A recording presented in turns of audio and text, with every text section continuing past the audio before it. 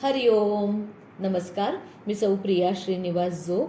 श्रीमद भगवद्गीतेवरील निरूपण आपण पाहत आहोत मंडळी. निरूपणात आपण पाहत आहोत गीतेचा 6वा अध्याय आणि त्यात आज पाहूयात 22वा श्लोक. या लब्ध्वा चा परल्लाभं मन्यते नाधिकंततः यस्मिन् स्थितो न दुःखेन गुरुणापि विचाल्यते.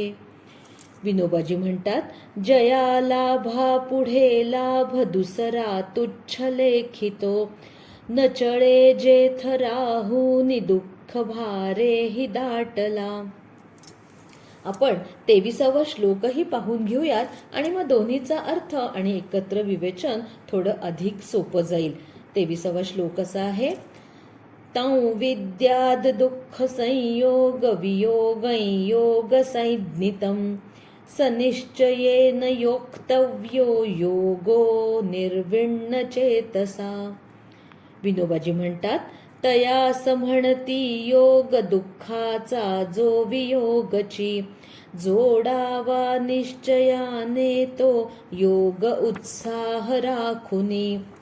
22व्या श्लोकाचा अर्थ असा आहे की जो लाभ प्राप्त झाल्यावर त्याच्यापेक्षा अधिक दुसरा तो योगी मानत नाही आणि ज्या अवस्थेमध्ये किंवा स्थित असणारा योगी फार मोठ्या दुःखाने सुद्धा विचलित होत नाही, त्या योग्याबद्दल भगवंत अर्जुनाला सांगतायत आणि 23व्या श्लोकात भगवंत सांगतायत की दुःखरूप संसाराच्या संयोगानं रहित आहे, म्हणजे जन्ममरण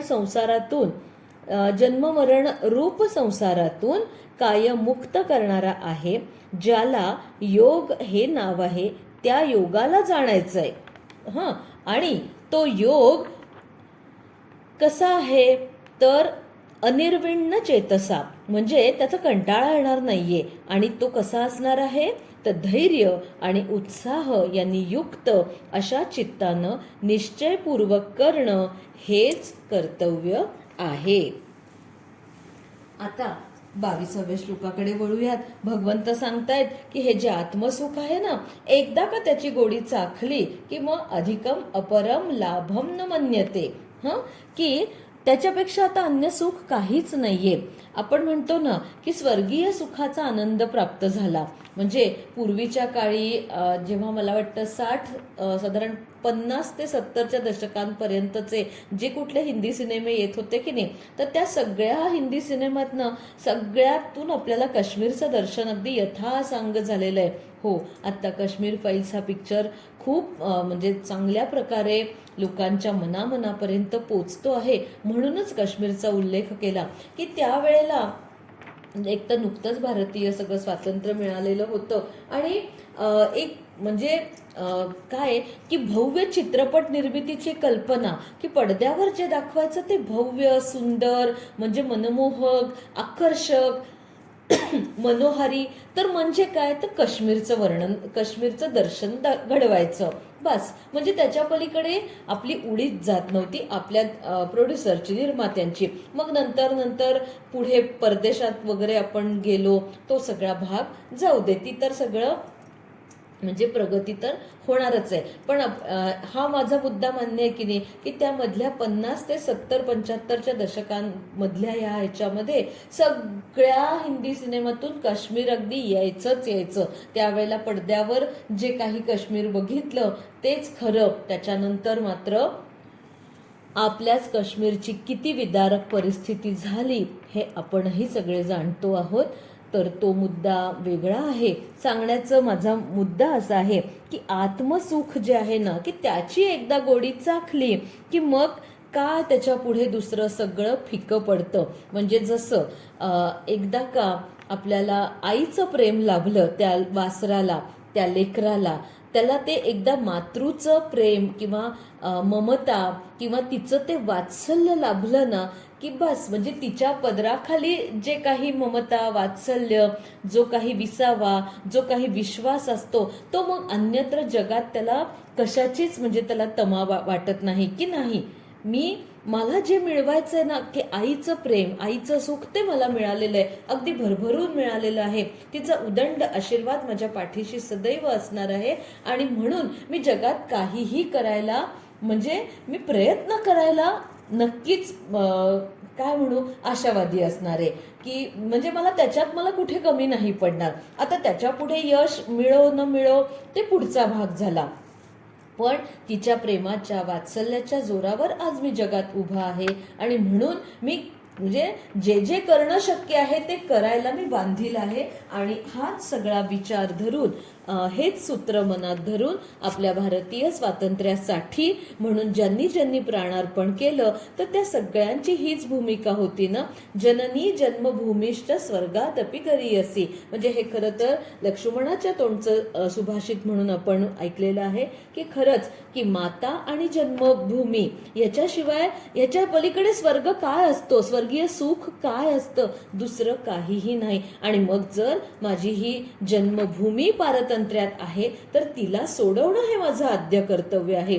कारण माझ्या परमसुखाची कल्पना म्हणजे माझ्या मातृभूमीचं स्वातंत्र्य असणार आहे. हा विचार, हे सूत्र आपल्या या सगळ्या भारतीयांनी त्यावेळेला आचरणात आणलं, प्रत्यक्ष कृतीत उतरवलं. म्हणून आज आपण स्वातंत्र्याची 75वी इतक्या चांगल्या प्रकारे विविध कार्यक्रमांचं आयोजन विविध ठिकाणी होत आहे. आणि हा सगळा उत्साह आहे तर त्या उत्साहाच्या मागे हा भक्कम विश्वास होता आणि त्याच्या मागेच म्हणजे त्याच्या जोडीने ही केलेली कर्तव्याची किंवा प्रयत्नांची पराकाष्ठा होती आणि त्या सगळ्याला यथावकाश यश आलेलं आहेच. आता एकूण मुद्दा इथे भगवंतांचा असा आहे की गुणांमुळे जे सुख प्राप्त होतं ते सगळं गौण आहे. आपल्याला ठाऊक झालं, आळसात सुख वाटतं पण ते तमोगुणी आहे. किती वेळ झोपणार आहो, कधीतरी झोपायचा कंटाळा येईलच ना, मग करणार काय.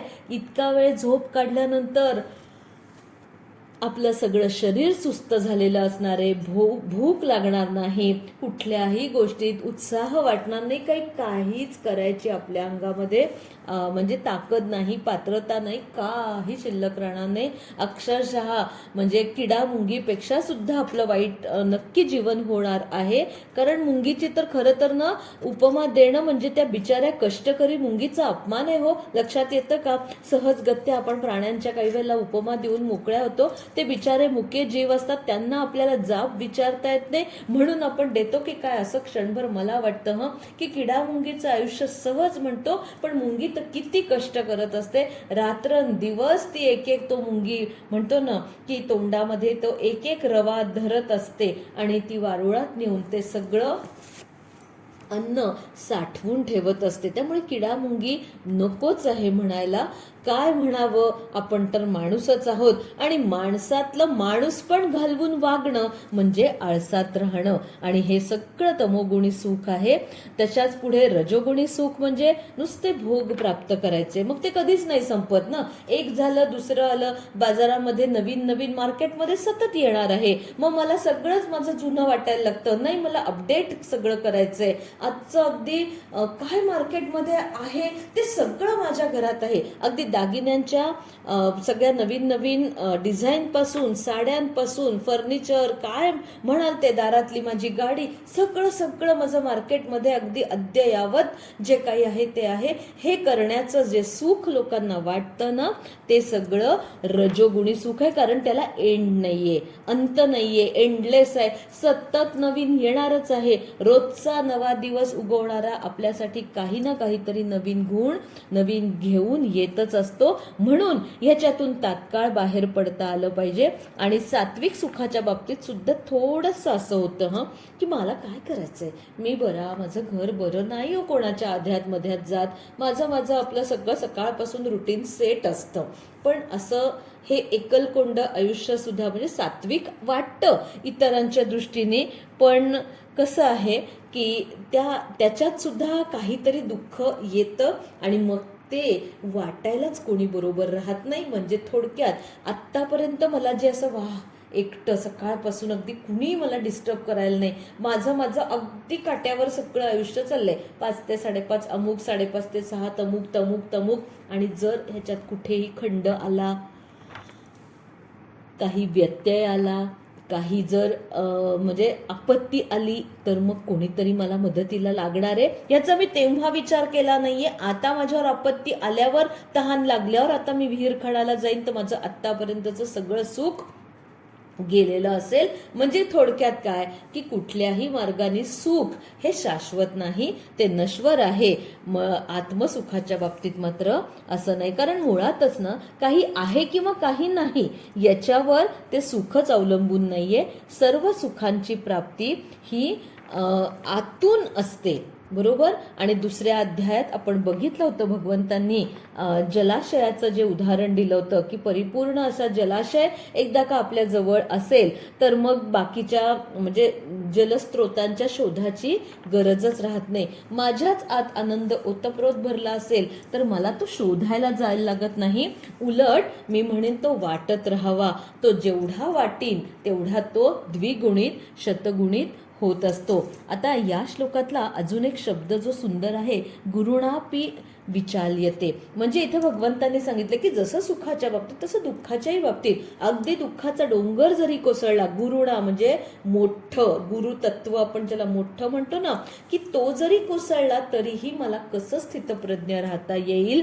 तो योगी असतो, तो तसा राहतो, त्याला विक्षेप नाही, त्याची समाधानाची पातळी कधी बदलत नाही, त्याची शांती कधी ढळत नाही. आणि 23व्या श्लोकात अगदी हेच सांगितलंय की संसाराचा जो दुःखरूप सगळा भाग आहे तर तो आला तरीही मी म्हणजे माझं चित्त विचलित होणार नाहीये, म्हणजे शांती ढळणार नाहीये. दुःखाच्या संयोगापासून वियोग म्हणजे योग आहे. कारण आपल्या लक्षात आलंय की सुख आणि दुःख दोन्हीही माणसाला विचलित करतात. काय आहे बघा की सुखाने माणूस हुरळवून जातो, अगदी 2 पंख लावून आकाशात एक भरारी पण मारून येतो, पण कधी त्या पंखाला कुठं तरी बारीकसं भोग पडतं आणि दाणकन माणूस खाली आपटतो. आणि हेच तर व्यवहारात अनेक वेळेला घडतं. म्हणूनच सबुरीचा सल्ला दिला जातो ना की सुखाने फार हुरळून जाऊ नका. आमच्याकडे ना एक म्हणायची पद्धत होती की काही झालं की लहानपणी अगदी आम्हाला घरात ऐकवलं जायचं, ते बघ पायाला खाली काळं काय लागलं, म्हणजे चटकन तुम्ही खाली यावं, पायाकडे बघावं. नेहमीनं पायाकडे बघून चालायची सवय असावी. कारण ना पाय आपल्याला वाट फुटेल तिकडे घेऊन पण जाणार असतात आणि आपण सांगू त्या पथावरून नेणारे सुद्धा पायच असतात. म्हणून पायाकडे ध्यान पाहिजे. माहित नाही याच्या मागे अजून काही दुसरं कारण असेल तर दृष्ट लागू नये किंवा सुखाने फार हुरळून जाऊ नये, म्हणून असं म्हणायची पद्धत होती. तर मग भगवंत इथं तेच सांगतायत की इंद्रियजन्य परिस्थितीजन्य जे सुख आहे ते मनात सतत सुखदुःखांच्या उर्मी निर्माण करणार. आणि दुःखाचा प्रसंग येऊन सुद्धा, दुःखाचा अनुभव येऊन सुद्धा जो पराकोटीचा विचलित होत नाही, दुःखी होत नाही, तर तो खरा योगी मानायचा. आणि अगदी आपल्या जवळच्या साध्या साध्या माणसात सुद्धा आपल्याला हे ध्यानात येतं. एखाद्या दुःखद घटनेनंतर, एखाद्या आपल्याच घरावर कोसळलेल्या संकटानंतर त्या घरातला एखादा माणूस इतका कोसळून जातो की त्याला पुन्हा आयुष्यात उभं करणं हे फारच कठीण होऊन बसतं. कधी कधी आपल्याला काळ ती संधी पण देत नाही आणि विनाकारण अजून एक माणूस आपल्यातून गमावला जातो. हे असं होऊ नये म्हणून वेळीच सावरावं. दुःखाने एवढं कोलमडून जाण्याचं कारण नाही, कारण आज जगात फक्त तुम्ही एकटे नाही आहात की ज्यांनी एवढं पराकोटीचं दुःख भोगलंय.